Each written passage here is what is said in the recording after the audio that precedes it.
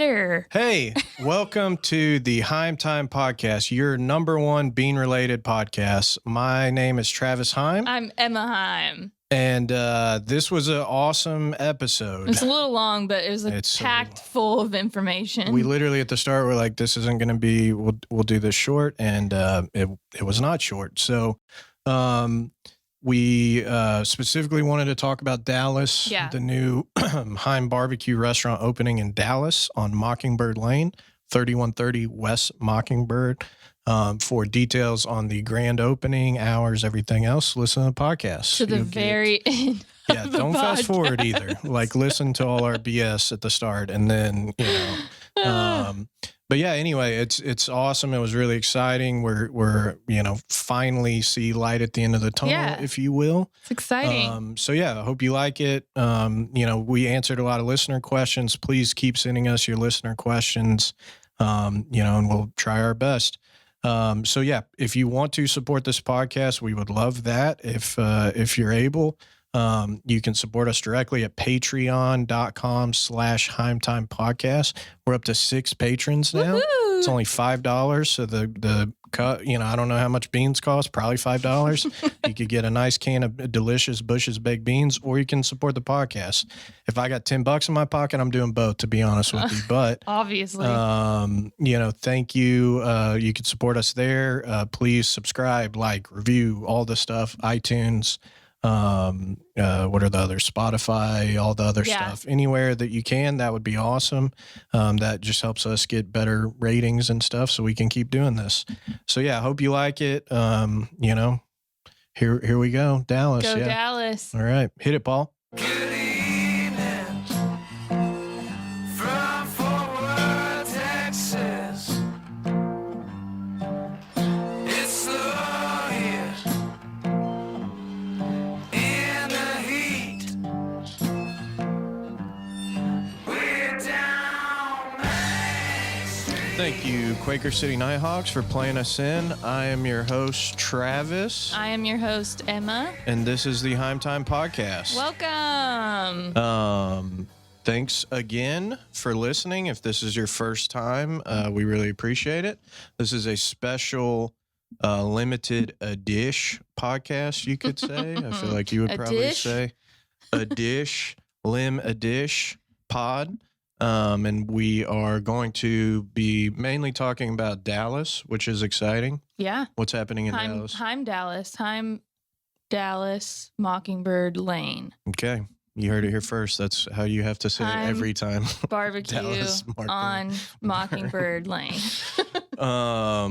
So yeah, we'll talk about that a little bit. We'll get into some listener questions, which is really exciting. We haven't done that since the first podcast, I don't think, because we've been doing interviews and other things, but we will answer some of those. So this will be probably a shorter podcast, but we just want to chat and go over kind of the details. As sort of the point of this podcast too was we wanted to use this to be able to share any news with the business or anything else that's cool that's going on. Yeah. So yeah, let's do it. Where to begin? I'm asking. Oh, well, your first question is, are we crazy? Would you like to answer that? I don't know. I feel like we already know the answer to that. Yeah. I feel like there's a little bit of crazy. Yeah. Don't you feel like you have to be crazy though, in our right here business? In between us? There's like an energy of crazy. You have to be a little bit crazy. We got beans on the table, for God's sakes. Like, we'll obviously. talk about that later. Answer the question. Yeah, we're crazy. Okay. I mean, what? Don't you think? The point of this is like already off to a bad start. The point of the question is, I think you kind of have to be a little bit crazy to want to open a restaurant in the middle of a global pandemic, which we didn't know was going to happen, obviously, when we decided to open a restaurant. But in general, this now puts us at 3 Heim BBQ locations, a commissary kitchen, a food truck, Meat Force One. Yeah. It seems a little crazy. And like very metroplexy. Like we're venturing out of our little nest of Fort Worth, which is hard and makes sense at the same time because it's the next step. But like people are stoked about Dallas, and Yeah, I'm that's super been awesome. excited. I mean, just Instagram, Facebook, all that stuff. I mean, if I haven't replied to you because you're asking when Dallas is opening, that's on purpose because I'm like annoyed a little bit with so many questions. But it's coming very soon. We actually have some dates, I think, right? Yeah, we'll get to that a little bit later. We Woo. want to tease it. But we're officially DFW now. Yeah. Not just FW. So it could be Heim BBQ DFW. Yeah, that's kind of cool. Let's make shirts. Okay. Okay. Let's Chance. spend money. You get paid back. Yeah, that's true. So yeah, how did the Dallas location come about? By your genius work. Okay. Paul, can you clip that just so we have that saved? Okay. Done and done. Well, we saw that there was a need for something else for a location outside of Fort Worth. And so I think that's kind of where the intrigue came about. And then you can take the reins on this question now. Okay. We weren't really looking for a Dallas location. I mean, that's the other thing, when we first started talking with these guys was last year, before I think even last fall maybe, when we were first kind of chatting about it. But it started, we had somebody reach out to us about a different spot in Dallas that we were interested in trying to work a deal on. We thought it was super cool. Felt like we had, all the things we needed to get that going, and it didn't work out. And it was a really weird kind of situation, and what we wanted and kind of what we agreed on. Anyway, it was just For the better. Yeah, obviously. I mean, it was definitely for the better. But so then from that, these guys at the Mockingbird spot had heard about that or something. They reached out to us, and so it was a second generation restaurant space. There was a place called Mockingbird Diner that was there for a little bit, but kind of the background of it was like a really weird kind of seedy motel right in front of Love Field. I forgot what it was called, but some kind of weird, but like name. Known to be like the shady hotel. Yeah, like pay by the hour kind of place, It's like, yeah, Paul's fist pumping. Yeah, you would have liked it. So let's put a Heim there. But so it was a weird thing, but these guys owned a bunch of stuff over there, and then they worked with the property owners to basically demolish that and then build a building that then they made into a restaurant. So it's kind of crazy because it looks like a church. It does. It's got the church vibes for sure. It's like a beautiful meat cathedral of sorts. It is beautiful, but like a little too nice. Like, and I guess that's kind of our restaurants are nicer anyway because of you and your design. Obviously, we're very deliberate on, no like taxidermy on the walls. Yeah, no sawdust, stuff like that. No like license plates. Usually or tractors. Just one neon sign. Yeah, neon I think is cool. I like that vibe. But yeah, so we try not to be, kitschy or whatever with that. So it is a little too nice, but we're gonna make it cool. It'll start to smell like smoke pretty soon. It's exciting. But so anyway, we worked out, a pretty good deal with them to get it going, and really from our standpoint, as when you're looking at different restaurant spaces and kind of planning growth, there's a ton of different things that you look at, but like, what is it going to take? Startup capital, what is construction going to take? I mean, there's a million things that go into it besides just saying, I want to open a restaurant. And I think we've probably said no to 100 different opportunities that if you not just more feel like aren't, right. And, this was one that kind of checked all the boxes, obviously, and then we felt really good about it. So anyway, all we had to do really from the point of bringing that up is just build a smokehouse. And so that only took probably only a couple weeks of construction. But when we first submitted the permit with the city, was like the first kind of shutdown with COVID and earlier this year. And so it added some time to that. And then we got revisions back and had to add like vinahoods in the smokehouse, which we haven't had to do. I know I know in Houston, I think they have to do a similar thing because like Truth Barbecue, their smokehouse is super nice. Yeah. And they have like, $100,000 worth of vinahoods, I'm sure, if not more in there. So we weren't really expecting that. So then it's like, okay, here's another, $50,000 that you have to spend and more time, more construction, all that. But I think it actually worked out really good and worked well in our favor because we've just recently gone to 75% occupancy. Right. We're starting to see things going back to normal, hopefully with restaurants, as long as, God forbid there's not another second wave or something with all this BS. But, I think it really kind of worked in our favor. Right. I mean, 75%, we were thinking 50% for opening. So, I mean, we're super blessed just to have that, but only if people keep wearing their masks and washing their hands and 6 feet and all that stuff. That's the only way. But yeah, no, the smokehouse is super nice. We've got 2 Oilers in there, and it's small. It's much smaller than both small. Restaurants in Fort Worth, but it fits perfectly on the layout for the building. And actually, the guys or gals will have access into air conditioning, which is really nice, which our two in Fort Worth don't have. So it's going to be good, I think. What excites you about opening a location in Dallas? Ooh.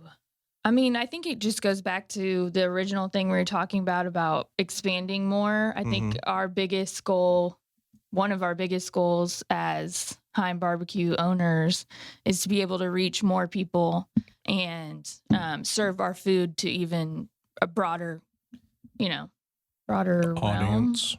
audience. Realm. Game of Thrones. And so I think I'm super excited about that. And I'm super excited because there's a ton of people that have been like, I drive an hour and a half or whatever, like even people beyond Dallas that drive through Dallas to get to Fort Worth. Which is insane, yeah. We're very which thankful for that. Crazy. And so I'm excited about that. I think that's my main excitement. Yeah, it's interesting. I mean, even opening, I am worried. I gotta be honest. Doesn't seem like it. There's always some anxiety related to opening a new restaurant, obviously. But I think even with opening the River was a huge step of, we can do this. Right. We can open another spot, separate from Magnolia and still maintain consistency, maintain the quality.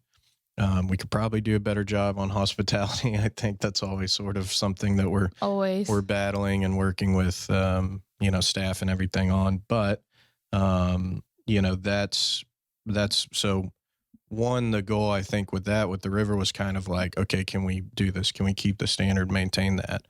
But 2, at the River, I feel like we've gotten better. I think it's helped us having another store, and all of the different things. And like we've said, I think before on the podcast, every time we open a new store, we're trying to think, okay, how can we make this better? How can we make this guest experience better? How can we be more efficient at what we do from food quality standpoint with the smokehouse to the kitchen to everything else we have going on? So that excites me too, I think, because it's just another kind of step of, okay, well, let's see how this goes. And I think too, with Magnolia and the River, they both probably surprised us a little bit, where you go into having this expectation of it's going to be a certain way. And then part of what you have to do as a business owner is just kind of grow with that and go, adjust as you go. Yeah. I mean, at Magnolia, we have the best whiskey bar in town. I'm comfortable saying that. But when it started out, we had over 200 bottles. Overboard. And we had it was the best, most ridiculous whiskey bar in anywhere near here. And so you're like, this is a great idea. We're going to focus on this. We're going to really push this. There's nothing like this. And then no one cared. It was like a few, like guys 5%. who were really into it and were interested. But you just see like that as an example of like somewhere where, okay, well, let's pivot this. How can we, our original thought, our original idea, didn't really work out. And so now we can kind of change and play with it. So I'm interested to see, because I think too, the Mockingbird spot's 3130 West Mockingbird Lane, which is right in front of Love Field. Right in front, yeah. So I think we're expecting to, and back to what excites me, I think we're expecting a lot of traveling business. Yeah. People coming in and seeing barbecue. I mean, Texas is like known for its barbecue, so there's one right there. And so too, that it's weird now with still COVID and everything and people traveling, but I think too, it's a cool deal where hopefully for a lot of people that are just traveling, regionally or whatever, will be kind of a place where if they have a layover, whatever, they can hang out. Or it's also like, okay, I just got here to visit, my parents or my grandparents or whatever. I'm going to grab some barbecue, on the way. Ooh, I got a question. Okay. Does that make you, like, what intimidates you more? Someone that will have a one-time experience with Heim BBQ, Mockingbird, or the other two, or someone that's a consistent person coming in? Like, there's going to be people that are, like you said, layovers that are like, oh, I'm going to run across the street, grab a cold beer and a chopped sandwich. Like, how do we make an impact on them? And does that worry you at all? To answer your question, nothing intimidates me, but I think that nothing. What about these beans here? Oh, let's thank you, Bushes, for sponsoring this podcast. I think there's less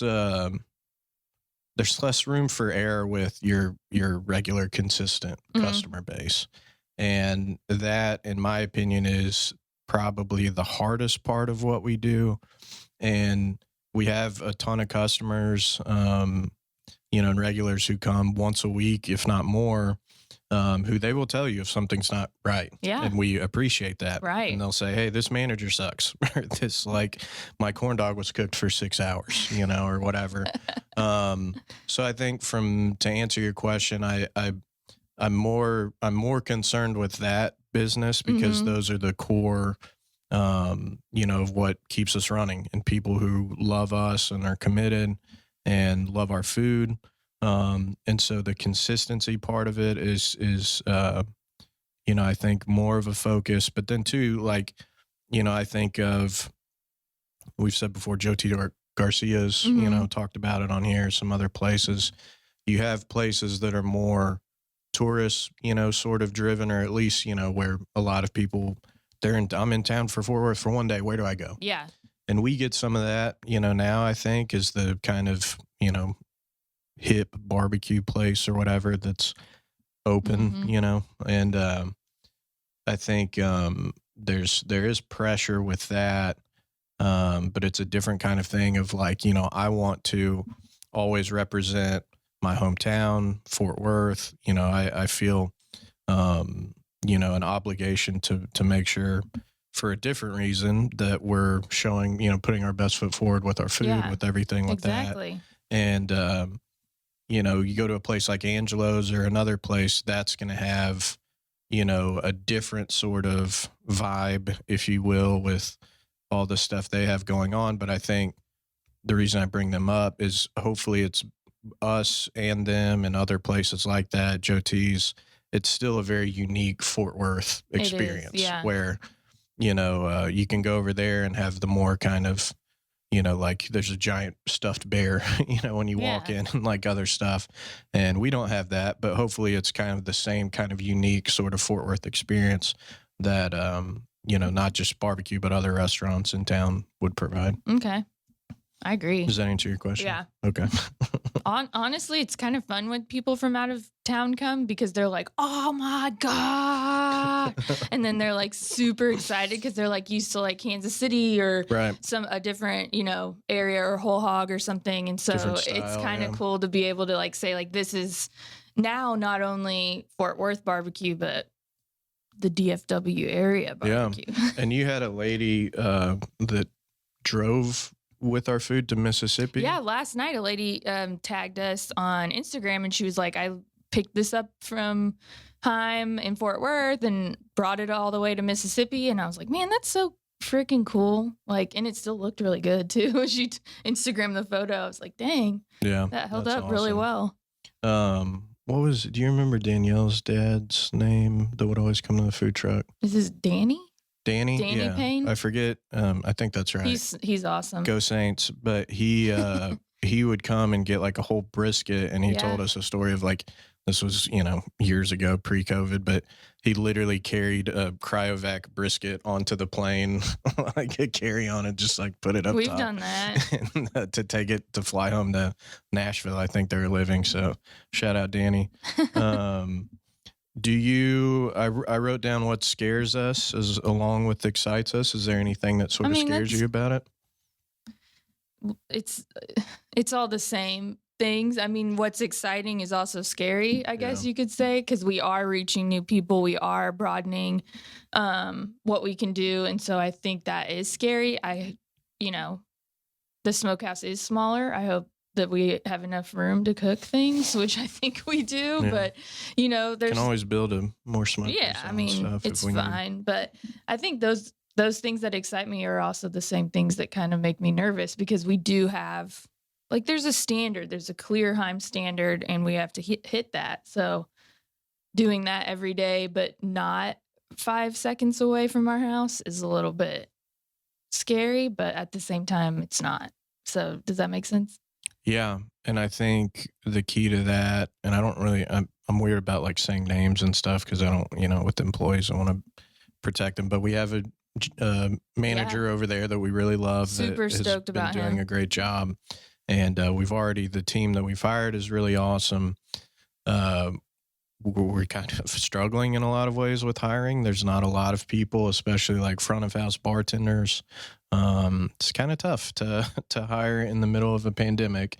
So, I think if anything scares me about that, it's finding the right people that are going to be committed. And it's different, I think, too, because in Fort Worth,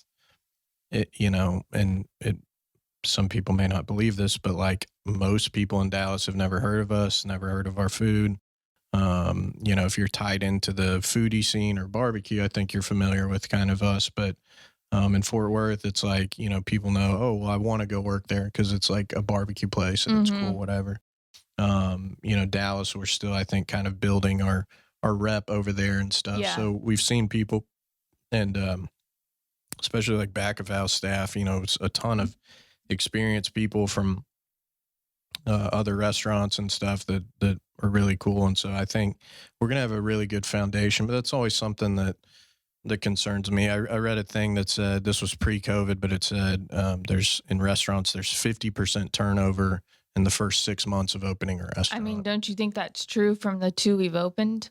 I don't Definitely know. River. Yeah, I don't know if Mags, Magnolia. No. And 2, when we opened Magnolia, we weren't as quick to fire people, I think, and the River, that was another tough one to hire. The whole, the whole gist of like restaurants is to hire people and then you serve food. Right. If you got seems pretty simple. It seems simple. It's easy to say, but when you got 50% of that, which is like quality food, consistent food, and then the other 50% is the hiring, and you miss the mark on that, well, then you're gonna have turnover, and regardless, like you've got to make those changes. So it's that. I mean, for sure, the hardest part of restaurants, don't you think, is people, like your staff and stuff, because there's like, oh, I would do it this way, I would do it that way, but then like you have to throw in just like other people's brains and like how they would do things and how they operate. Team management, I've heard, is a good term for that. And I think, I mean, it's tough. And if you own a business or you're familiar in some way, some capacity, like even Paul with the studio and stuff, it's like, you have, and we have a specific vision for our business Mhm. on a daily basis, on a weekly, on a monthly, on a yearly, what our 3-year, 5-year, 10-year plan is. We haven't thought longer than that, but we have specific goals written down, focused on that this is what we want to work on and all this stuff. It's hard a lot of times when you have a cashier who's 18 years old or a dishwasher or somebody like that who's like, I don't give a shit about any of this. Right. I just need a paycheck and I want Yeah. to work, 30 hours or whatever and do this. And so when we're big on, and there's a specific thing I want to talk about, but Setting the Tables, my favorite book, Danny Meyer. We should do like book reviews too. I think on the Patreon, I might do a book review. Travis I actually read books. You may not, from my appearance, you may not think that. From but my parents. I, Is that what you said? I do Can you read? occasionally read books. So I don't even know what I was Like a gonna say. lot. Yeah, anyway, so hiring is tough and You were so gonna how say do something about about culture. So if yeah. you have, and this is something that has frustrated us recently, but it's like you don't ever not have a culture, right? Like right. it's either good or bad or Totally. in the middle or whatever, but it's never. And so I feel like too, when we talk about what scares us or whatever, we're constantly thinking that big picture at every restaurant, Yeah. at the commissary, at the food truck, at anything that's associated with the business of, I think our biggest goal is we want to create a place where people are happy, where they want to come work. But then also, like you said, standards. We have standards. We have to Yeah. keep people accountable. Otherwise, no one's going to care about coming to the restaurant if the food sucks, if everybody's, rude and everything else. So culture is huge. And I think hiring's a big part of that. Training, we could do a lot better job at. But hiring, so thinking on that note, what qualities, stuff do you look for when you're hiring? Oh man, this is like our interview questions. It is, I know. I like people that this is like not like what you would think, but I love when people have like hobbies. Yeah. And they're like, oh, I like to do, I like to work out 4 times a week, or I create paintings or something like that. And I feel like that, like working helps them be able to do those hobbies. Mm-hmm. And so I think that those are always good things to look for. So why is that? Because we've talked about it before. You have to be passionate. Passionate. Yeah. And passionate is my biggest, well, not my biggest thing, because empathy is my biggest thing. I know we're big on passion, but having something that drives you Mm-hmm. besides just like, I have to get up so I can pay my electric bill. Mm-hmm. That's a big deal. And Yeah. you can see it in people's work ethic for sure. Yeah. But yeah, empathy is my other one, because I just feel like you have to kind of have a base understanding of humans, because that's what you're doing, especially I'm speaking front of the house. Obviously there's differences in the But back I of the think house. for the but restaurant in general. yeah. Like just understanding how people interact and how people receive things is Mhm. really big. And then like understanding how you're making them feel Yeah. is a really big deal. But what I was going to say about hiring, and I remember this with Magnolia, because we were going from like me being cashier, you being cutter, and it was the two of us and it was working really well. But then you Right. open yourself up to, okay, now we're bringing in staff that we're having to train, and you feel this pressure of like, how do I remember saying this, imprint my soul, my heart, my drive, my passion on someone else, and it's really intimidating because you want, Yeah. like, you're like, this is how you're going to cashier every time. This is the menu. This Do is it the how way you're I going to do word it, it. though, almost. Yeah. Right. Yeah. And it's almost like you can't like change someone's, whatever. You can't change someone's personality or whatever. Mhm. And so those things are huge when you're looking to hire, is just Right. like, are you a happy person? Yeah. Do you smile? Can you, and then like, those things, but then it's like, can you show up on time? Right. Yeah. Do you know where to put a dirty apron at the end of the shift? Like Right. things that are like basic, Right. but that are huge when it's like you're working as a team like the showing up on time. Like Mhm. we talk about that all the time because you really schedule your day, Yeah. your open hours around people showing up on time. Mhm. If you don't show up on time, it's like you're purposely being rude to another staff member, and that's Yeah, or just my time's more important than yeah. yours. And so it's like, no, you have to fill the sauce bottles because I was late. And so anyway, one of our family values, respect, right? Respect, And so yeah. respect could mean a number of things, but even punctuality to Yeah. some extent, because if I'm showing up late, in the smokehouse in the morning, then I'm not getting the fire started. I'm not getting the meat on in time. If I show up late as a dishwasher, cashier, whatever, there's repercussions of how that affects everyone like a else's wave. job. Yeah. mhm. And then again, it just creates a culture that's like okay with that and tolerant of it. And it seems like a small thing, and there's a lot of small things like that like dress code, Oh, like just different it things that builds are up. not that big a deal in the long run. But when you see, and especially from our perspective, you see how then that's kind of just it's like the small crack in the dam, Right. that then just kind of keeps, and then it's like, And okay, that's why everyone's okay that's with why showing up late management and- is so important. Our hourly Yeah. managers, it's like they really hold the line for us. Yeah. And if they're not going to say, hey, you have too many holes in your jeans, which I don't like if you work for me. So like if you don't say that in the moment, Mhm. then what good is that? Yeah. How do you get better every day? Right. Which is what our end goal is to strive Yeah, to be better every day. So absolutely. what do you look for in hiring? What do I look for in hiring? We have our core values, or our family values, our stripes Yeah. that we've talked about. I don't think on the podcast, but specific kind of values, things that we look for. The biggest thing recently that I've looked at, and this is more for like managers and stuff, but there's a book called Selling Sunshine, the second book that I've read in my life, and it's by Tony Hartle, who founded the Planet Tan empire and does a ton of other stuff. And it's an awesome book if you're a business owner, small business owner. But he uses the focus, passion, accountability. Mm-hmm. And I think that's a good place to start. There's a lot of things like you described, like, are you just a happy person? You Right. know? I mean, we use even a system culture index to, with our company. That's a lot of money, but with hiring, with managing, with doing all sorts of stuff. And that's basically a personality test. Mhm. And so what you can do is show, this is my pattern of whatever. And so someone with my pattern is great in the role that I have, would be terrible in a cashier role. Yeah.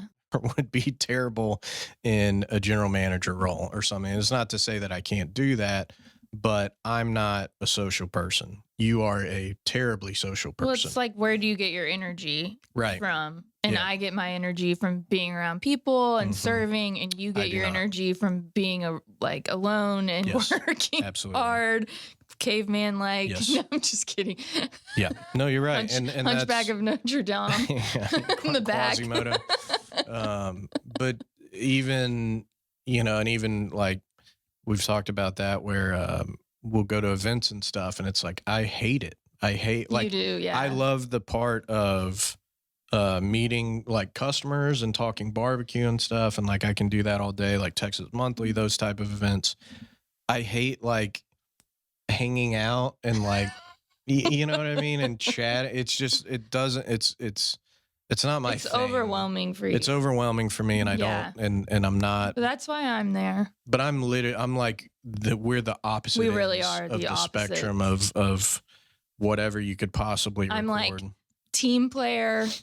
You're like autonomy. Leader. I'm the winner leader. I don't want to be a team player. And then I'm like people 1,000%, and you're like people 0%, except Mhm. that you love people, so you eat his food.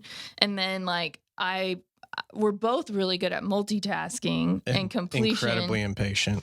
I'm is the other incredibly part of that. impatient, But both yeah. of us are like, I'm quick to if there's an to issue, snap. I need it right now. Well, I can't. I mean, yeah. but don't you think when we took that, and we're getting off topic, when we took that survey, Yeah. I mean, we are literally so ingrained in our company Yeah. that when you're taking a personality test, Mhm. even if you are thinking of a broad realm of like, I'm just a regular human, like I don't know, I have a hard time not putting our company into things like that. So when it's like, I'm very impatient because I want things done, it's because it's like, I need this table moved right now because You're incredibly impatient Because outside of the there's restaurant. people though, there. so, Whatever, am I? Yeah.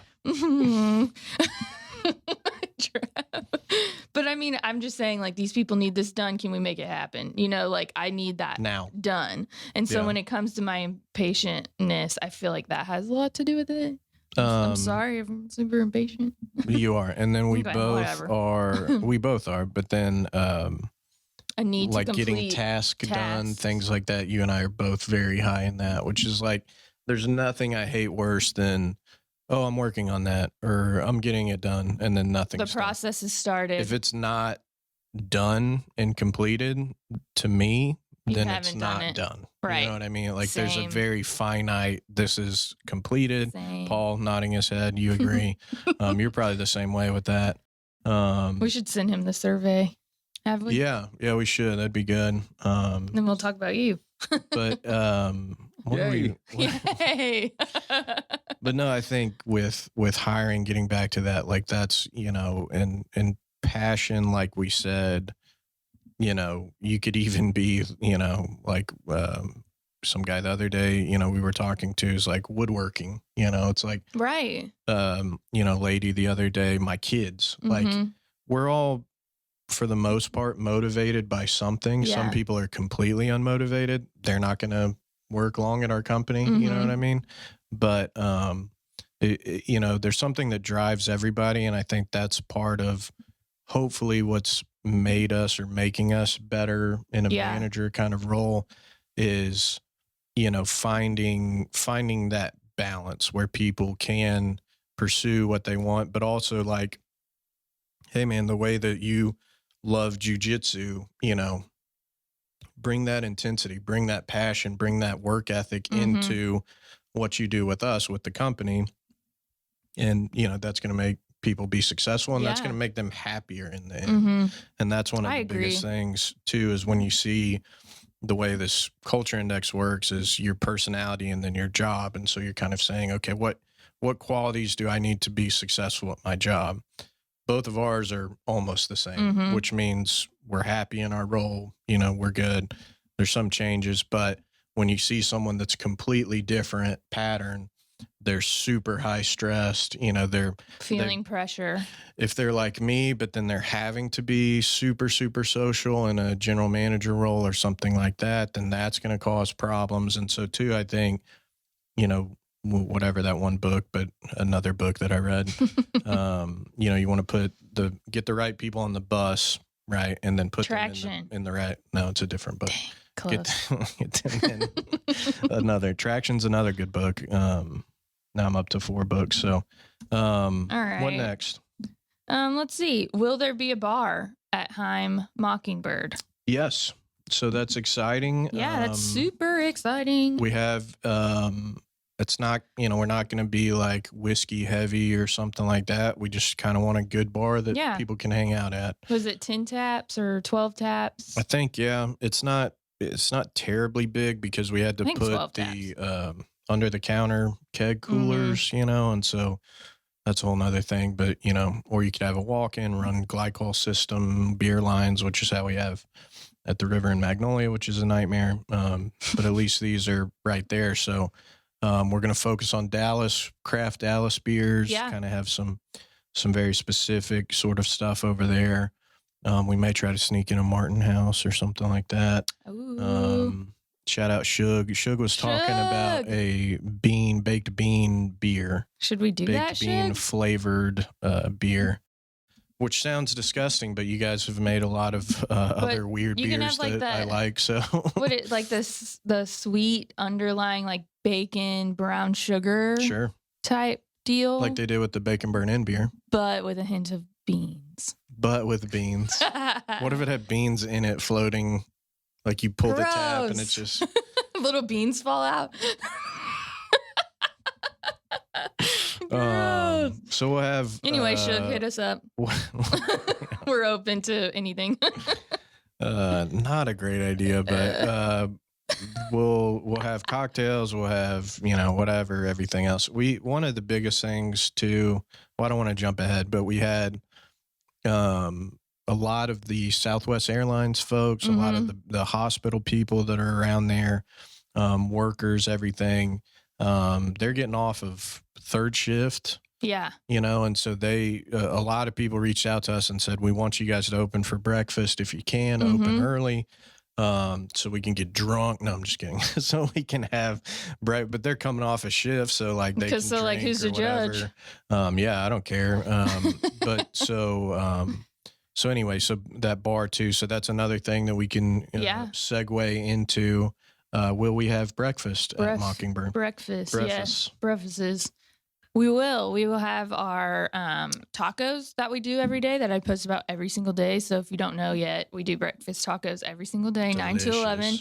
We have pulled pork brisket, and then our bacon burn-ins, not pulled pork, jalapeno, cheddar sausage, brisket, and bacon burn-ins with eggs and cheese. It's super good. We make our own tortillas, all that stuff. So we're doing that in Dallas. We're Are we saying hours yet, or?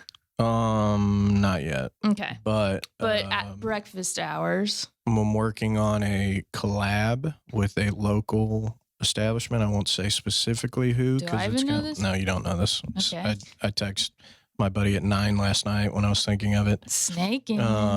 But that could be awesome. Like, could be next level awesome. Is that to go or dine in? It is. I don't know. Okay. Is it? I don't know. I don't even know what you're talking about.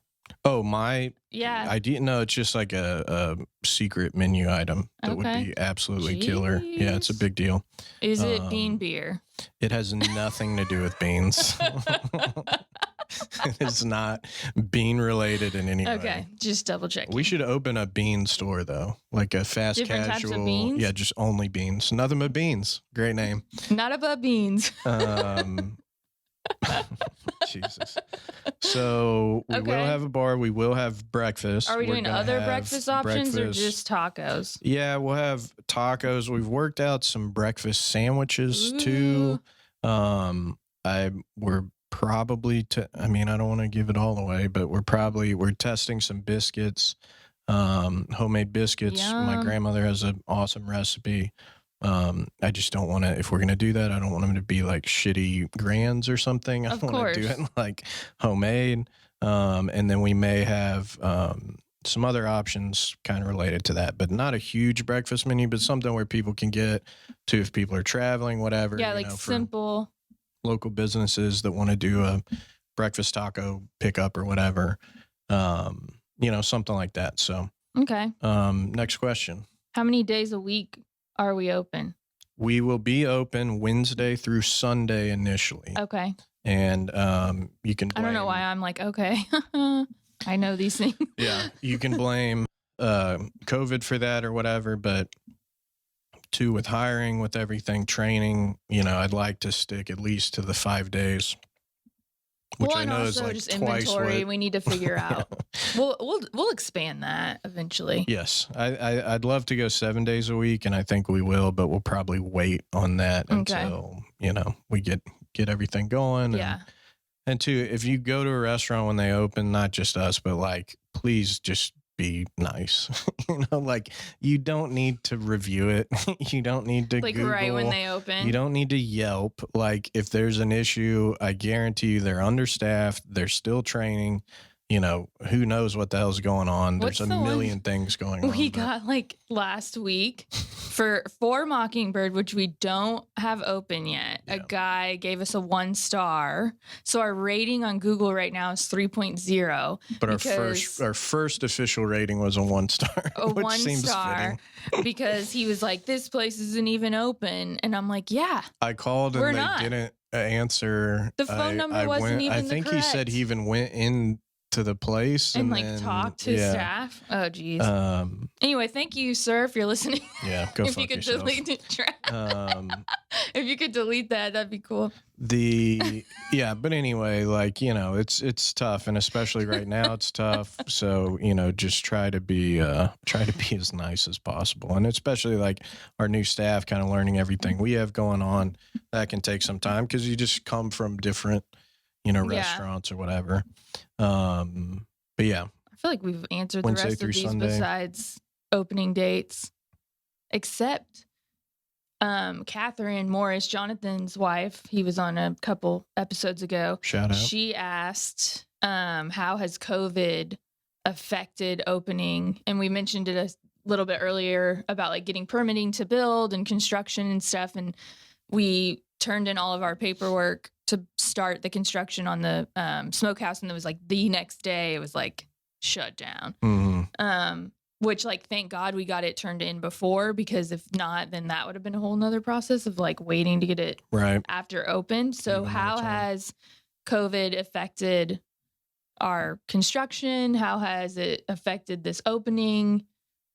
Obviously we're opening at 75%, which is not ideal, but way better than 50 or better than 25. nothing, I guess, yeah. So how do you feel we've been affected by that? I think shout out whoever the construction guys are. I like those guys. I think Stringer, Yeah. maybe is their name. I should know that, but they, as soon as they got the green light, they were rocking it. Yeah. So construction wasn't bad.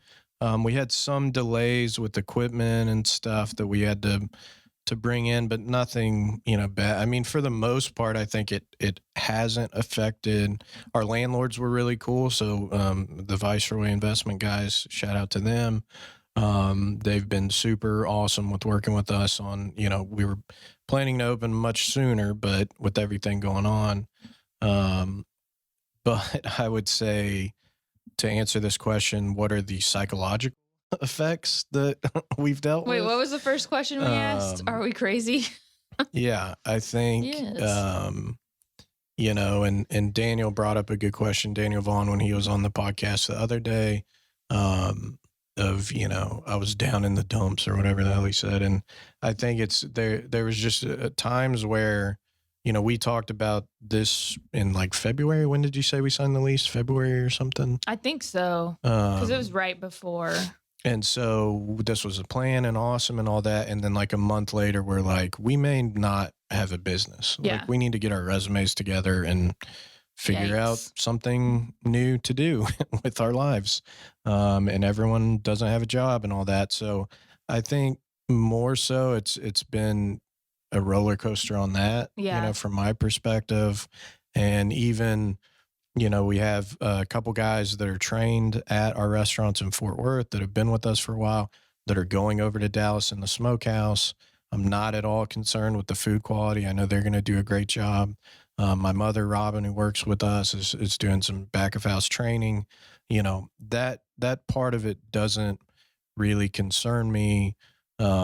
But I think from what were the biggest issues opening and COVID was just the uncertainty of like, we have no idea what's going on. So tired of like the uncertainty. Yes. I mean, everyone is. I mean, what is the line? These unprecedented times. It's like, can we just have just regular times at this point? But I get it. I mean, I know there's a struggle, but. And it's just a weird deal of, a crappy bar off 7th Street, has been going viral this week because they had like 1,000 people in their place. Really? And excuse me, a restaurant off of 7th Street, and so it's just like you have a ton of smaller bars, a ton of restaurants, a ton of people like us that are like just trying to get by and do everything that we can. Our staff is doing an awesome job of following all the health and safety measures, everything. Shout out Steve at the River. Yeah. Especially,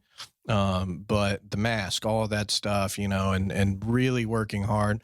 And then you have stuff like that going on where you're just like, I don't want to be, worried about another shutdown or whatever, but as a business owner, you have to kind of plan and How think through. insane is that now? Like before it would be like, are we able to get enough briskets from our distributor? Yeah. Are we able to like have enough bartenders? Can we get the kegs refilled?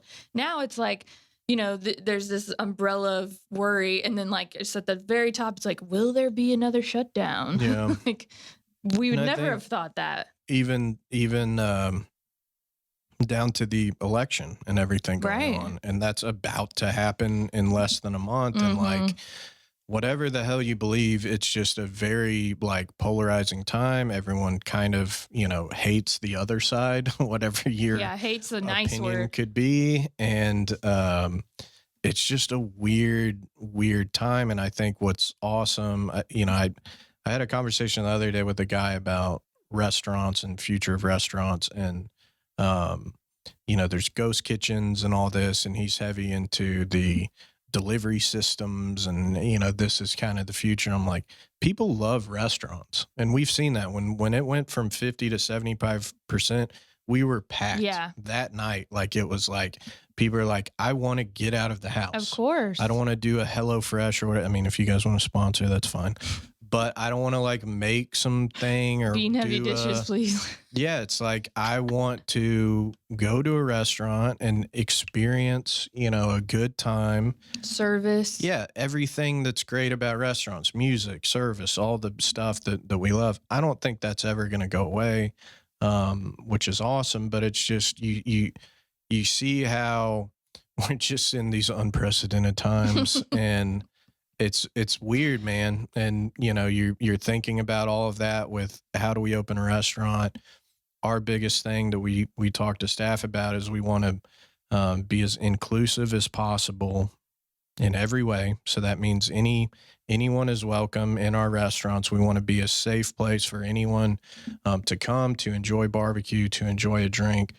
We do a good job of that. But I think too, especially now, it's almost like that's even a bigger focus, you know, like because people come in and they could be pissed about something that Trump said, or they could be pissed about something that, you know, Biden or whatever said, and they have all this, and then I'm worried about getting sick, all this stuff, whatever. Oh, and by the way, I'll do a chopped brisket sandwich. And then it's just so much going on. It is. That now even your frontline, you know, employees and restaurant employees and everything are having to kind of add that to their level of what they're doing. Yeah, so, we're like counselors on top of cashiers. So I think more to answer and not answer the question, you know, it's more like that side of things that I think have been difficult with opening a restaurant and sureties. Well, just all the emotional stuff and everything you got going on. But you know, we're doing it. It's crazy, but you know, we're rocking it. What are our long-term goals for Dallas? To rock it and roll it there.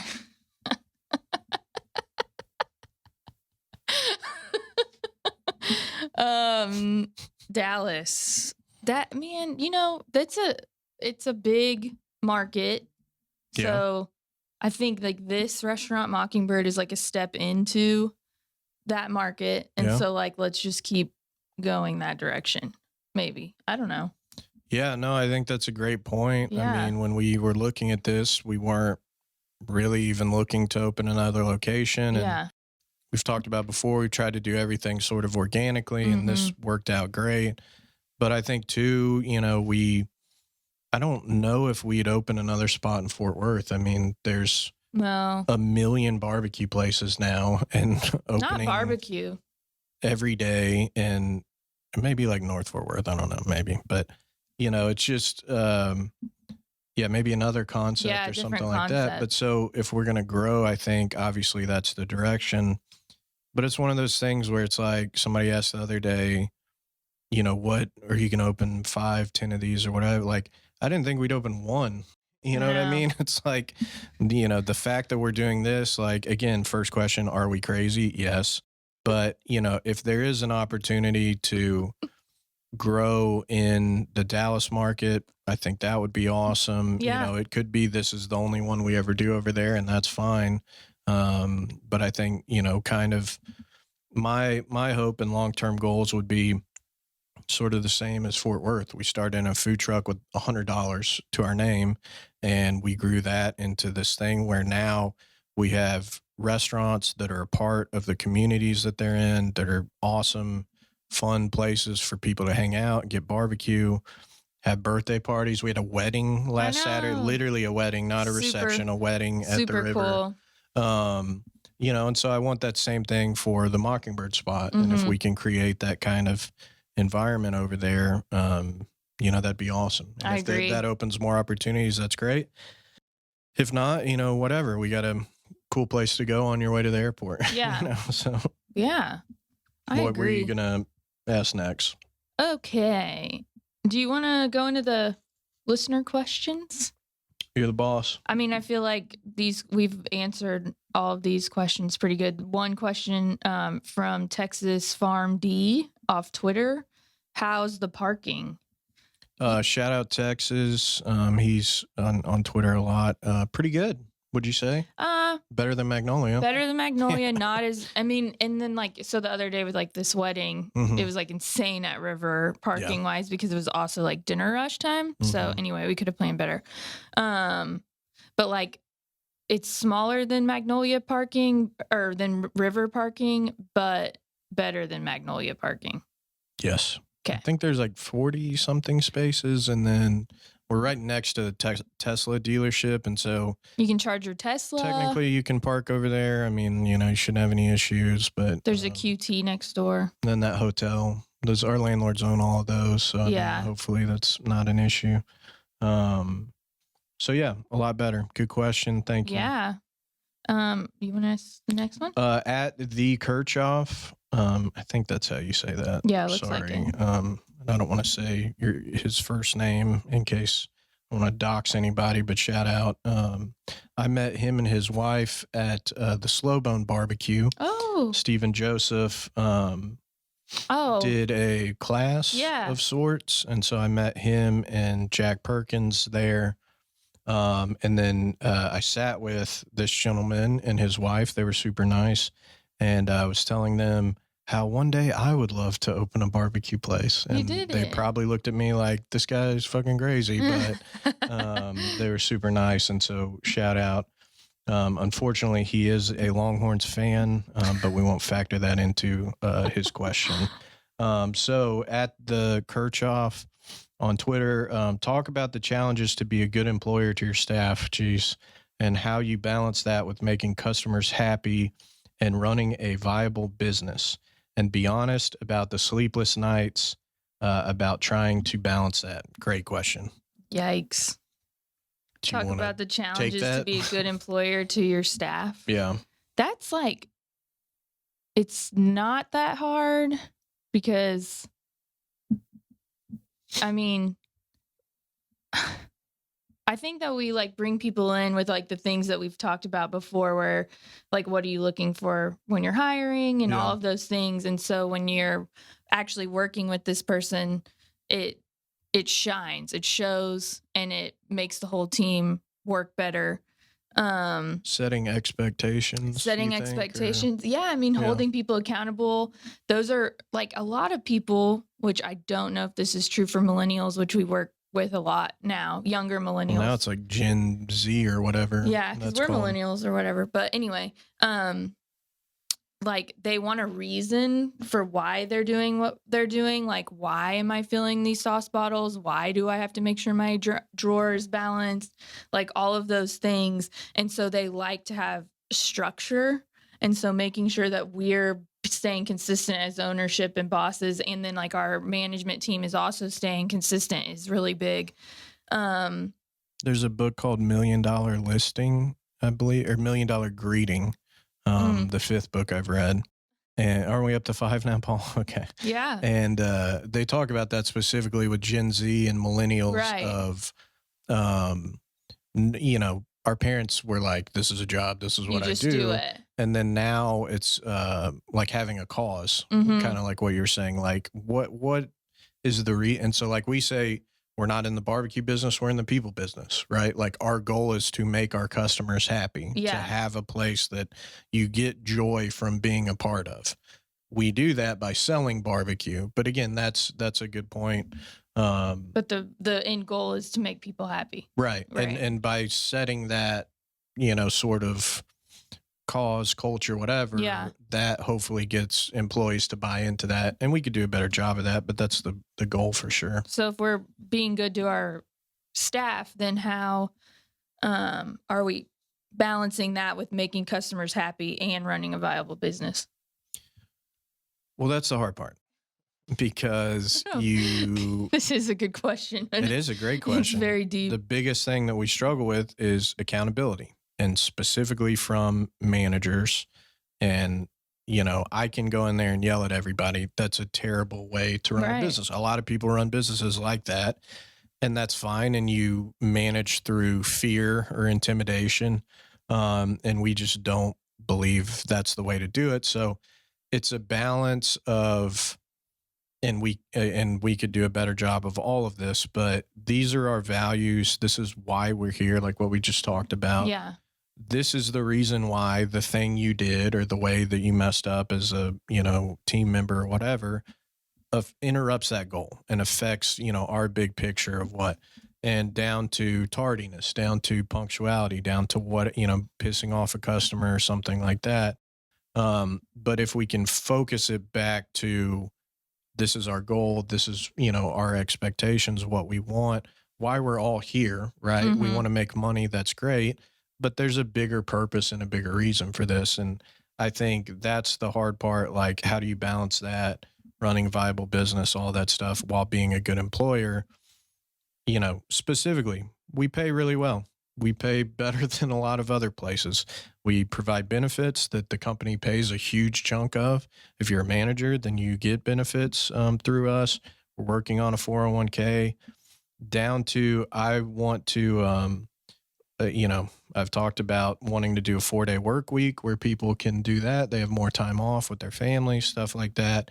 Those are kind of big picture goals, but we're always trying to look and be creative about, if we're putting, the customer's always right. Well, not always. Like, we want to put our staff, our team members as the most important part of our business, because if they're happy, if they have a great place to work, then they're going to show that to the customers. Right. The customers are going to have a better, more happy, thing and all that. Experience, and then the tips go up. Sleepless nights. That's And a then he little says bit, at the end, and to be honest about sleepless nights, about trying to balance that. Haven't been bad lately. But It just hits sometimes. Like, I think that goes with any job or life worry. You can wake up at 4 a.m. and think, what am I going to do? Sometimes I wake up at 4 a.m. and have all of the answers to all of the world, Right. and get on my notes on my phone and write everything down, what I've been thinking about. But what's our we have sleepless nights for sure. what's our rule? What's our number one rule at night? So because we're married and business partners and like love each other desperately, we say that as soon as you're in bed, we can't talk about business. That's like our number one. And there's been people that have actually requested advice on being married and business partners. Like, I want to say right on tacos. I know he reached out and did he ask said that? something about being husband and wife, because they got a taco place in East Texas that looks awesome, by the way, like barbecue kind of thing. But yeah, Cool. advice for, I'm sorry to interrupt Well, you, but I no. wanted to shout out. That was just that's a question we get a lot. It's like, how do we maintain a happy marriage, I guess, and then also run a business together?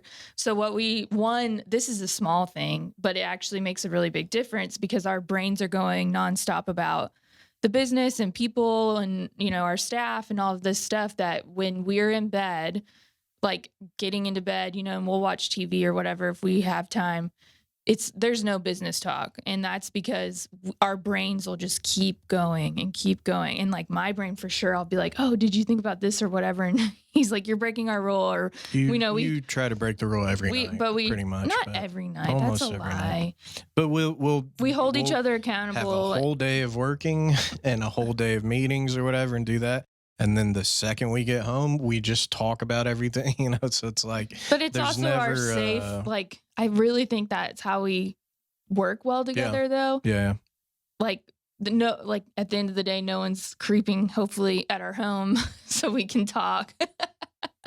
So we can have an open conversation. But like when we're in the bed, you got to just cut it out for sure.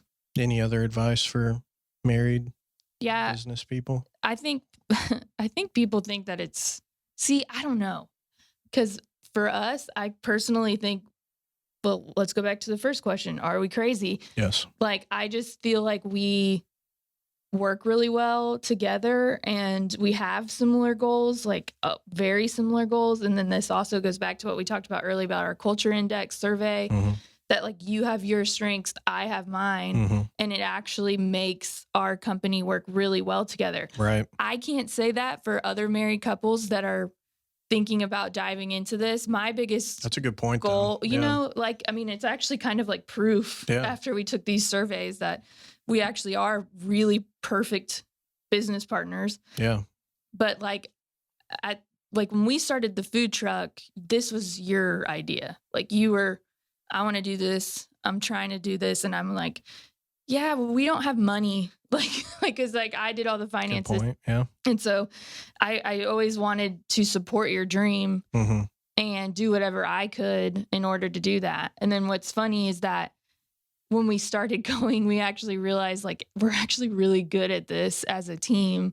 Like I have my strengths. Yeah. And what you like, what gives you energy, like you said, your personality, what you like was that interaction with people and that side of things, Right. the hospitality side. Whereas it was perfect for me, one, because I'm a nerd about barbecue, but the other side of it, I have a technical expert pattern. So it's, you know, I'm very detail oriented. I have to do this thing the same way every time. So the cooking, barbecue, all of that side of things was perfect for me. But where I lacked, you know, you picked up for, and then where I lacked, you picked up. Right. For. So it was good. So that's a great point. I would say to piggyback off of that is, you know, with a husband and wife team, or if you have business partners, whatever, you know, maybe the case is, look at your personalities, how you differ. What are my strengths that I bring to the table? What should I focus on? And then the same with your partner. You know, what do they need to focus on? What are that? Yeah. And you may find out you're both should be in the kitchen and focused on that. Well, then hire somebody. Hire somebody to be front of house, you know, kind of manager, or the opposite, whatever. But yeah, I think that's great. Should you see, it's really difficult for us to like see this as unbiased. Yeah. Because we're literally like, we're in this together. Right. But like a couple that's asking, like, should they go into business together? Like, should they? No. No, I'm just kidding. Our good friends, actually, Walker and Allie, just went in together doing some real estate. We're super proud of them, so shout out to them.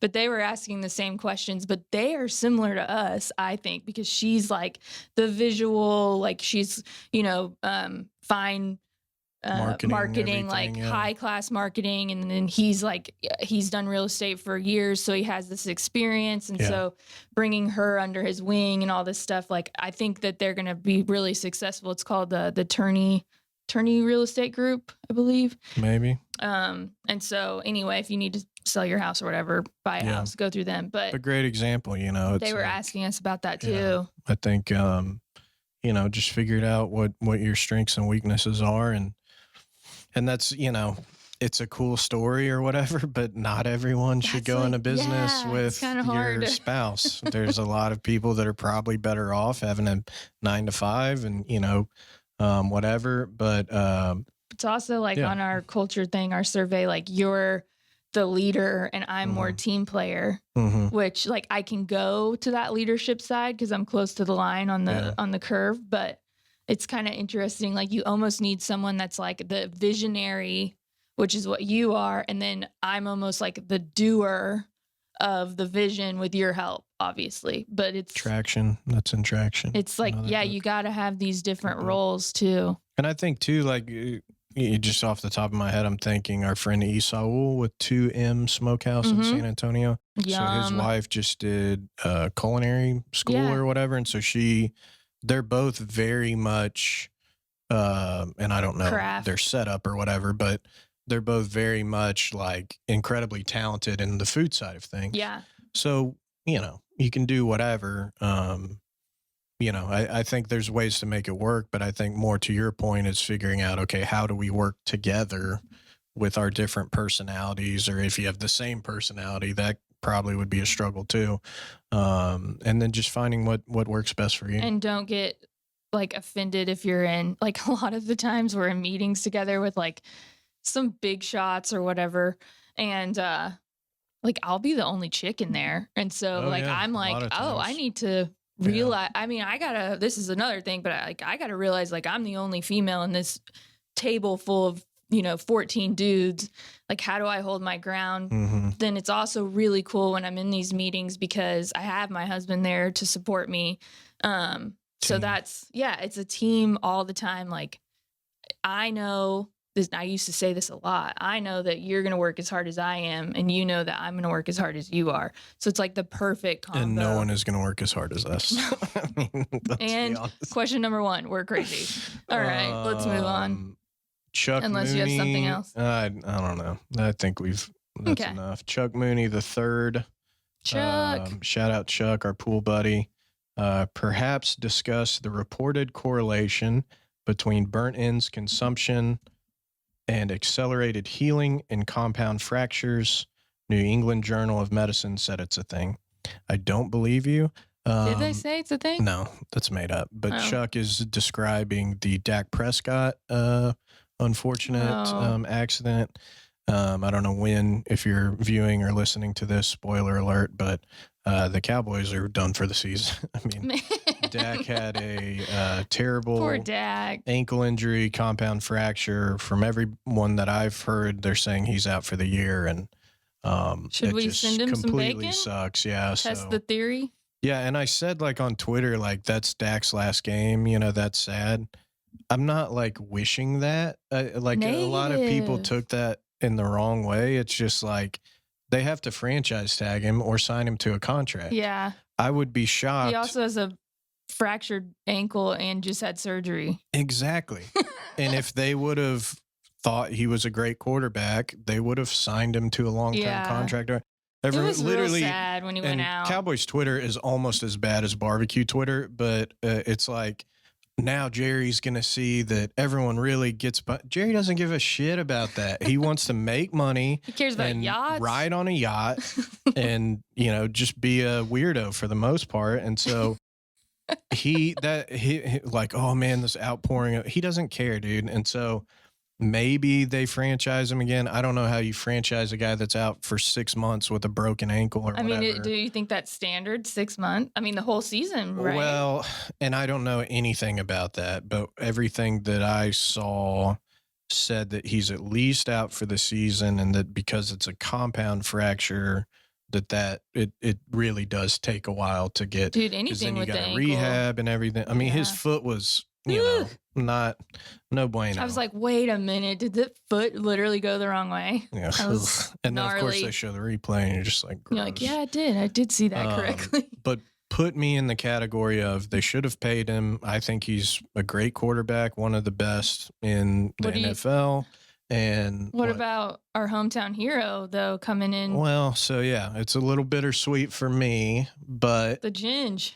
I don't know if that's an official nickname, but I love that Cincinnati with the orange, and then he had the orange hair. It was just like a great. Bengals have a great uniform. Best uniform. Tiger stripes. Okay, ladies. Are we power ranking? Because best Seahawks last. Yeah, you don't like the green Neon Seahawks green. The other day. No. Bengals is a great uniform, man. It is. It's like Tony the Tiger guy. I'm completely biased, but the Cowboys, I think, is just pure America football. Right. What about the Browns? It's beautiful. Oh my God. The Browns. The Browns. So yeah, we should power rank that later. I love Dak. I wish they would have paid him. I think he's the best thing we have going. Rose Bowl MVP. my boy Aw. Andy Dalton, Yeah. lover of Heim BBQ. We actually saw him. We were having dinner in Highland Park like months before the season, and he was just driving around on a golf cart with Yeah, his and I was kids like, wow. in Highland Park. That's what it's like to have Center. made it. And he's very noticeable. You Well, know what I yeah. mean? So it's like, that's Andy Dalton, isn't it? But yeah, shout out Andy. He's going to take us to the Super Bowl. So I'm fired up. Next one. Do you want to read it? Tim, can you say the name? Fancher, I believe. Tim Fancher comic. Once it's open, where will we see Meat Force 1 on Sundays? And I have some suggestions. So once it's open, meaning Mockingbird, Heim Mockingbird. Meat Force 1 is our food truck that goes out. We've been having it go out every Sunday at Mockingbird. That's really just because we were trying to get business over there, which has been really good. You guys have really shown up for that. So thank you. Mockingbird. Meat Force 1 is open for anything. I mean, we do birthday parties, we do reunions, we do the neighborhoods have been awesome with COVID having us out, which has been so helpful. So thanks for that. But yeah, I'm open for suggestions. If you ever want to have Meat Force 1 out, you can shoot an email to catering@heimbbq.com and we can work something out for sure. So yeah, send your suggestions to us. Yeah, shout out Tim. He's a comedian in Dallas. I don't know if he's any good, but give him a follow. Ooh, we could do a Shout out. show. I love a good comedy show. Comedy show with a Meat Force 1 there. Yeah, so it has some generator issues. That's been fine. a nightmare, but we're trying to fix those and have it out as much as Just possible. like everything, there's an issue with something. At BRob_14, how do you determine how many brisket, links, etc. to smoke a day? That is Ooh. probably the hardest thing that we do. At this point, we have enough data, if you will. We can look back at previous years. We can kind of forecast sort of based on, you know, what's going on. But I always like to do it a kind of a weekly forecast. So at the start of the week, I'll look at everything. And I mean everything, like the weather. Literally look at the weather, plan everything if there's any events going on. Holidays. Holidays are big, obviously. If you know, even down to like, is there a TCU game? Is there a Cowboys game? What time is it at? What day is it? Sunday? Is it Monday? You know, any kind of event that's going on, all of that stuff, then we have to, you know, order a certain amount of days out, because then we, like with briskets, we have to bring them in, we have to trim them, we have to smoke them. We smoke them the day before. So again, too, it's down to the point of where, so like for Saturday, briskets, pork butts, ribs may go on, you know, around lunch on Friday. So then that means we're ordering that. It's hitting our restaurants on Wednesday. So you have to have all of that planned out, and you have basically your estimates. And then on the smaller things like the bacon burn ends, ribs, stuff like that, that's only 4 or 5 hours to cook. You know, we basically have the first cook for lunch. So as soon as those guys get there 4:35 in the morning, they're starting that cook. Usually I prefer around noon, 12:30-ish, that smokehouse guys are coming into the kitchen, checking with the managers, checking with the kitchen. How busy have we been? What do I need to put on? Whatever. So then maybe round 2. So then they're putting that on. The night guys come in at 1. Yep. So then they're finishing briskets, beef ribs, pork butts, everything for the next day. Then they're finishing whatever needs to be done, you know, for that in-between time. Then at about 2, 3-ish, preferably, they're going into the kitchen doing the exact same thing. How busy have we been? How is that looking? What are counts right now? What, you know, maybe it's a day too where like a Thursday or something at River, we'll have a busier dinner than we will have a lunch service. So then I'm going to put on more bacon, more turkey, more sausage, more ribs, all of that stuff, so that it's fresh when it comes off the smoker right at hopefully the dinner rush, 7:30, something like that. That's what differentiates us from the places that are like, we just cook one time and then we're sold out. Yeah, I was going to say, and that's how you do dinner for a barbecue that's restaurant. Very much easier way to do it. And that's a big struggle. And so like, even, I love Daniel Vaughn. Yesterday he posted an article where he went to some place on Tuesday. They cooked their brisket Sunday because they're closed Monday. He just reamed them, and it's like, a lot of places people don't have the luxury to be open one day a week or 2 days a week or whatever. So, that's, it annoys me obviously, but I guess my point is like, we have all those systems in place. We try to do that logistically to where if you come in at 11, you're going to get the same quality of barbecue at 8. Right. There's a million moving factors to that. And it's not as simple as like a place that just cooks one time and then they're done and that's it. Right. It's not, I mean, like when we say it's 24 hours, 7 days a week, it's 24 hours, 7 days a week. There's a fire for sure going. When we opened River, the koozies say a fire is forever here because there's literally never a fire. It's like the Olympic torch or something. Like there's literally a fire 24/7. An oak torch. It's pretty freaking cool, man. Great question, though. Yeah. I mean, that's the hardest part of what we do, on the back end of stuff. It's not just like we cook the same thing every day. Catering. Every day, multiple times a day, we're adjusting, looking at, and changing that. This is from Big Doc. Shout out. Okay. With 3 restaurants, how do y'all divide your time between them? I also really enjoyed the episode with the barbecue snob. Yeah. And he's working backwards on the episode. So thanks for listening or watching. Yeah. So how do we divide our time? We are an umbrella. We don't have enough time. Yeah. Yeah. We oversee everything. So that doesn't necessarily mean we're in each location every day, but we're probably rotating around. Like today we're going to Magnolia. River is really close to our house, so we're there probably more often. And also they've needed a little bit more assistance and guidance, so we've been there more. But we're checking on everything pretty much 24/7. We've got cameras on our phones. All of our staff has yes, we do. our direct line. We've got a good leadership team in place. And so we're involved in pretty much everything. Not like the minuscule things. Like I don't really care if a dishwasher was late or something, but there's going to be info coming to us every day. Right. We also have manager logs at night. So when our management team is done, cash drawers are counted, deposits been posted, warmers are on, hopefully for the next day because they have briskets in there. Shift notes. We get shift notes sent to us. And so we know exactly, like pretty much down to the T, we know hourly sales. We have an app for that. We are very involved. So yeah, and I don't think this is what Big Doc means by his question, but it's just there's this idea, and we've had other restaurant friends who have discussed this, but it's like if you're not in the restaurant, like what are you doing? It's like at this point there's so much that goes on that we have to be with catering meetings, with HR, with planning, with Dallas, with hire. I mean, we've been doing interviews like crazy.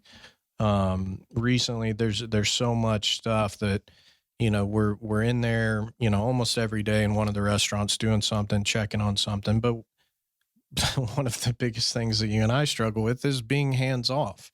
And we have all of this management team, we have these people in place. We have to trust them that they're going to do what we need and everything with all of that. And for 2 psycho impatient perfectionists, that can be difficult, but that's something that I think too that is key. But I feel like we do a dividing our time. decent job with hands off. Like not hands off, that sounds bad, but it's like we're allowing them to do their job. But when it's time, we'll step in if we have to. And I won't hesitate either. For sure. You're getting a text, that's for sure. Yeah, checking cameras and everything. It's I mean, I'll wake up in the morning and it's like 6 o'clock and you're like on the cameras, like watching the, like a the morning crew and stuff. Just like, whatever, just making Dude, sure. it's like a husband and wife team. It's like a child. It is literally like your life. So, anyway. At Percy Jones 15, now that you have 3 locations, who are your other pit masters? Seems they should get some love also. Yeah. I completely agree with you. Yeah. we have, you know, in our smokehouse, you know, it's tough because I want to show everyone love, but that's definitely probably the most important part of what we do. We've got a ton of guys and gals. We have a couple ladies now in Yeah. the smokehouse, Woohoo. and have for a while that are doing an awesome job. You know, it's, and I'm not going to tell you their names or something because it's just dumb to me. But you know, We don't want you to steal them. well, that too. I mean, you know, that's with that when we talk about hiring, that's the hardest thing ever to hire for. Well, and the trust. Yeah. I mean, it is like, I mean, it's up there with counting our money, like at the end of a day, you Yeah. know, like. But we had a guy even for Dallas that was going to go and be in Dallas. He comes and trains for 2 weeks and then he quits and has some bullshit excuse. But it's like that's happened so much, and we have to sort of screen, like, you know, all of that.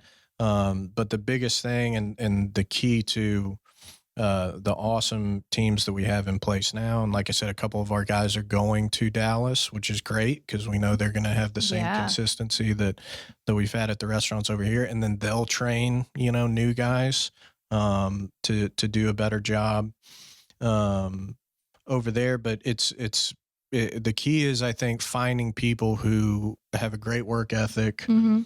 who are passionate, maybe not about barbecue specifically, because then that can cause a whole Yeah. bunch of, well, maybe we should do it this way. Maybe Yeah, we yeah, should yeah. do it this way. Or, you know, actually, I don't know, Travis, I think maybe we'll do it this. It doesn't work like that. And so having a good work ethic, being passionate, but also caring deeply about the quality of the food is key. Mm-hmm. And we have a ton of people that do that. I think too, this question annoys me, and I'll be honest with you, because there's this weird celebrity chef sort of like, you know, mentality that has crept into the barbecue world. Mm-hmm. And, you know, even with that, like, I'm a huge Anthony Bourdain fan. I mean, he's written multiple essays and stuff, I think in Medium Raw, about, you know, that whole celebrity chefism and Food Network and all of that. And like, I don't want to be on Chopped. We've turned down Chopped like multiple times. I don't care about any of that shit. The only thing that I care about is serving the best food that we can and making people happy. I don't want to be, you know, whatever like that. But it's this weird thing now where if you're not posting videos, if you're not like on Instagram, you know, doing like posing with like dirt on your face or something, like that's what a pit master is. And it just, it annoys me because what It's hard work. What a pit master is really is a guy who's standing inside of our smoker, scrubbing it, or girl, and is covered in soot and everything else. You're doing that once a week. You're hauling grease from the smoker to the grease pit. You're sweating your ass off because you've just worked a 12, 14-hour shift. You're not posing and, you know, shout out, subscribe to my, you know, like, get out of here, dude. And so I don't think that's what you meant by this question, but you can tell it bothers me because I think of it, and the guys that I look up to, that I care about, Aaron Franklin, Billy Durney, the Fox brothers in Atlanta, Sam Jones, Rodney Scott, Ronnie Killen in Houston, guys who are dedicated to the craft of what they do. They've created restaurants, multiple restaurants, a lot of them in different ways. And, you know, it's almost like how our role has changed, my role has changed. You know, I think of like those guys, and that's how I try to be. I'm deeply ingrained into what's going on, the quality, everything that we do. We're driving that. We're trying to get better every day, all that stuff. Am I in the smokehouse every day poking fires? Am I a pit master? Would I call myself that? No. And so it's just, you know, I don't want to hurt anyone's feelings or whatever, but the point is, like, we have people just like the people in our smokehouse, just like in our kitchen, just like our front of house, who are dedicated, who care deeply about what they do, and they deserve as much respect and everything as everyone else. But enough with the celebrity, you know, Instagram, Facebook. If I get invited to another Facebook group, I swear to God, So yeah, that's my soapbox for the day. Touching on Sorry. some. But yeah, I didn't like your question, and sorry. So that's my answer. Okay. I'm gonna be honest with you. Will at Meet Dabiner, which I thought was a great name. Will there be breakfast at the Dallas location? Yes, We answered chatted about that. Yeah. So that's awesome. I have one. Yes. So Sierra, who is actually one of our main smokehouse dudes at Rivers' girlfriend, Yeah. she asked, what if we had never met? Oh yeah. If we had never met, what would we be doing with our lives? Like, what goals did we used to have? What would our careers be? I would obviously be a race car driver. That's not what I thought you were gonna say. Yeah. F1, yeah. Yeah. First, Yeah. well, I don't know if there's a female F1, but maybe the first Well, female F1 I driver. would clearly be going really fast in cars. That was not being I hindered believe by you that. saying, please push the brake. No, I mean, that's a dream for sure. I still love that I stuff. think you would be great at that. Okay, so I got the green light on that. So moving forward, no, I think what I would really do is I have a BA in psychology. Obviously, I met you. I knew you when I received my bachelor's, but I've always It's a had weird way to say that. a but yeah. heart. We've known each other We've since we were known- 13. We've known each Yeah. other. I Biblically. have a heart for people, and so I actually wanted to be a counselor for like for teens that are pregnant. So I don't know exactly how you word that, Yeah. but like in college, I got to work at a home that was specifically for young teens that are pregnant, and In so tough situations, obviously, and I just have a heart for that, and then also like I could also be like an interventionist or a detective.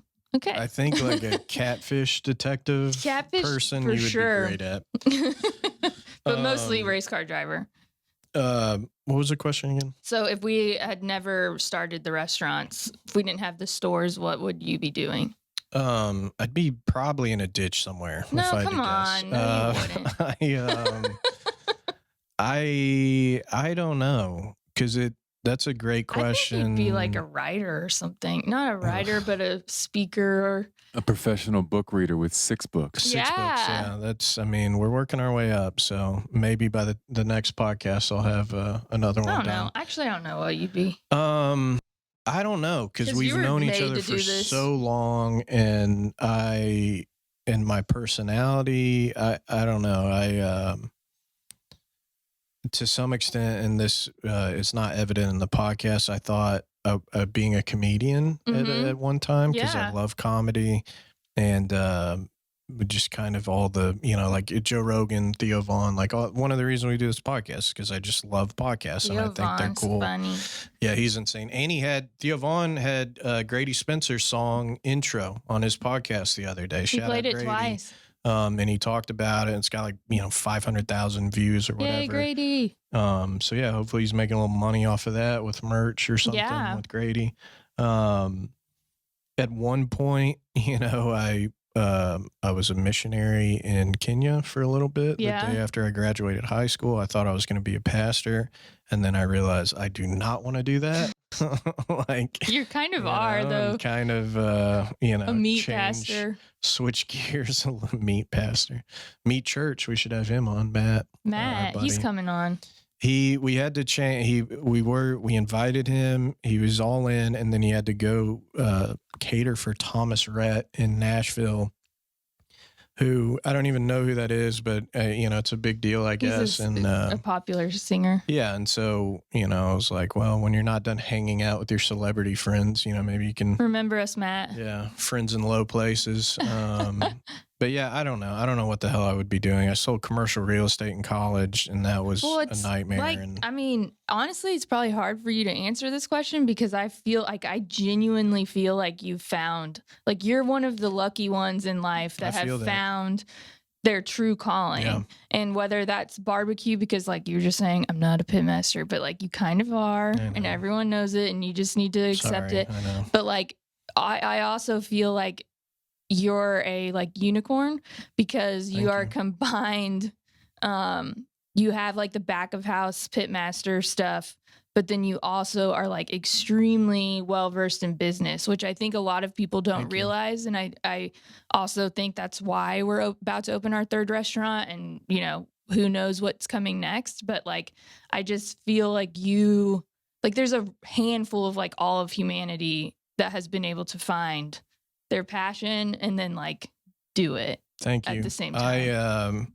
Like we've talked about, I love golf, and like, oh man, being a Right. professional And that's another golfer would be question. cool, but it's Yeah. like, I don't think I could do that for a career. Those guys have the life. I love restaurants, Mhm. like down to like, I love like Olive Garden. Like I love like Chili's. I love all different restaurants and seeing how they service different How they operate. demographics, how they operate, the efficiency side of things, from Michelin star restaurant to a McDonald's. Yeah. And like, that's what I'm constantly trying to read, constantly trying to learn and think of things from outside of the box. Okay, how could we get better as a business Yeah. and incorporate something, from other stuff or whatever.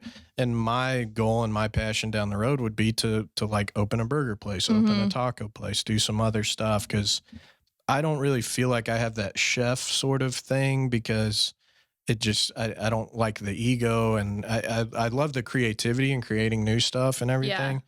And I think a lot of that comes from my mother and grandmother, probably because they're great cooks. But I also love the business side of it. I love Mhm. like bringing somebody in. Like I'll shout out Tex, I don't want to say any names, but Tex is freaking awesome in our smokehouse. And Yeah. he's a guy that's passionate, all that. I love seeing people like that who come in, who work their ass off. And if something's not right, they're like, I'm upset about it. Yeah. Like he said something about I the know, corn dog Tex thing is and all this. really and, nice. and there's a million people like that, in within our company that care and do a great job. But again, to that point, I love that side of it. I Mhm. think more than just like being in front of a smoker Yeah. every day, which is weird. I wouldn't have felt that way years ago. I've got one more question, Okay. and then I think we should close this down because Yeah, we've been this chatting already for is quite long. a Yeah. long time. But I thought this was a good question because, and this is also from Instagram. I think it was Bubba's Barbecue this morning. Shout out.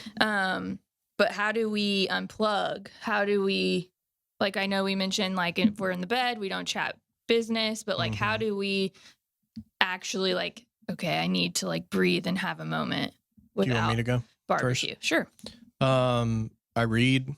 I wake up. I try to wake up earlier, and we're huge coffee freaks. Yeah. And so we'll drink coffee. I'll try to read a book a week, if I can, if I'm not, don't have a lot going on. And then golf. I love golf, Mhm. and I haven't had time to play in a long time. But recently I've gotten to play more, and that's been a lot of fun. And so I love, and I'm such a psycho. Like I have to win. Like I think I really hate, I've heard people say this before, and I completely understand. I hate losing more than I enjoy winning, if that makes sense. Yeah. And so it's like, Like if you win, you're like, cool. But if you lose, if you're I like, win, it's no. like I'm supposed to win. You know what Yeah. I mean? And if I lose, then I'm like, this is like, I hate this. I have to fix this immediately. And anyway, that's my own personal problems. But with golf, I think it's a good balance because I can play golf. I can like be in my own thoughts. My personality is like, I'm constantly thinking of stuff and different ideas. So it's a way to kind of turn off and do that, but also the competitiveness of it, whether I'm just competing with myself to try to get better, or if I'm playing with friends or whatever. It kind of checks all those boxes Yeah. because it's like, it's fun, but it's also, I'm still a psycho and I need some level of like competition Yeah. to enjoy I don't think that's a bad thing. anything. For you? I wake up every morning much like you and enjoy coffee, which we call home coughs. That's what this bad boy is. Shout out Meat Fight, by the way. I journal every single day, and it's kind of like a way for me to kind of like leave thoughts or worries or concerns like on a piece of paper. And I know that it's like written down and I can look back and actually see how things have manifested or see how they haven't for the better. Yeah. But that really is like, I can like disconnect. Kind of calming a little It bit. is. And it's every morning I try to do that. If I've got an early morning, I'm not a great waker upper. So I maybe don't do it, but Neither one of us are morning people, really. yeah. And then I do like, if I can like drive for long distance, I like to do stuff like that. But anyway, okay. So I think we need to talk about hours. Yeah. Dallas, Heim Dallas, Mockingbird, whatever it's called. Our hours Opening are. day. When's opening day? So are we talking grand opening? Grand opening is October 28th. boom, boom, boom. October 28th. Which is a Wednesday. Which is a Wednesday, so it's going to be in the middle of the week, but we're going to do full service that day. We will soft open the week before, the October 22nd through the 25th. So please be gentle. So please be gentle, but then also show up, because we didn't really announce too much about soft opening for River, and like no one showed No one up. knew about it. So literally no one came. which was like good and bad. But we need to make money. Yeah. So if you could please show up, that'd be great. If you're listening to this podcast, then it's like, obviously you should come to the soft open because, Right. you know, it's Because you're like you care. hardcore. But You yeah, official mentioned- opening's the 28th. Official is the 28th. You mentioned earlier the days of the week of operation are going to be Wednesdays through Sunday. Yep. So we'll be starting out. closed Monday and Tuesdays Yep. there. Our hours are going to be 8 to 9 every day. So 8 a.m. will be breakfast options for you. And then our regular service, which I'm sure you, if you did want to pick up like a brisket or something before 11, you could totally do. But regular service will begin at 11 a.m. till 9 p.m. We may expand that as it goes. But yeah, so we're throwing our hearts out there to you guys because Dallas is opening soon. So we just want to see you all smiling faces. We want to see some of the same faces, and we want to see some of the new faces that are going to be supporting us. So Dallas Help Mockingbird, us. 3130 West Mockingbird Lane, 75235. Wow. That's the zip code. I know the phone number too. Impressive. I'm still working on some of the Google stuff, but that's coming right along also. So we've got some exciting stuff coming up, so keep following us. And anything else? It's terrifying, exciting, happy, scary, all rolled into one big ball. But Showing- we got a good team over there so far. We're really excited, and we're happy to bring bacon burn-ins to Big D. So shout out, come see us. It's going to be crazy. But again, thanks for listening. I know this podcast, we said we don't want it to be about our business, and this whole podcast was about our business. Well, for this one, we did. Limited edition. Limited edition. Thank you for listening, for watching. Please follow us on patreon.com. Yeah. We're up to 6 patrons, What? which is awesome. We're very thankful for all Thank of them. y'all. For supporting this podcast directly, so we can keep doing it, which it costs money. So you can, if you want to support us, get some behind the scenes stuff. All of our patrons are going to be invited to our friends and family event in Dallas, which is exciting. So they'll get even a sneak peek, which is so awesome. if you want to be on that list, yeah, follow us on Patreon. it's $5. It's like the Time cost of a coffee. Podcast. So patreon.com/HeimTime Podcast. Perfect. Heim Time Podcast on Twitter. We have an Instagram too. Heim Time Podcast. Please, if you haven't already, subscribe, like, review. That just helps us in the ratings and everything, whether you're on iTunes, Spotify, YouTube, whatever. But yeah, we can't thank you guys enough. So we're going to go work for a couple 100 hours, and hopefully we'll see you in again soon. Dallas. Yeah, see you in Dallas. See you on Mockingbird Lane. Crazy. Awesome. Thanks, guys. We're down.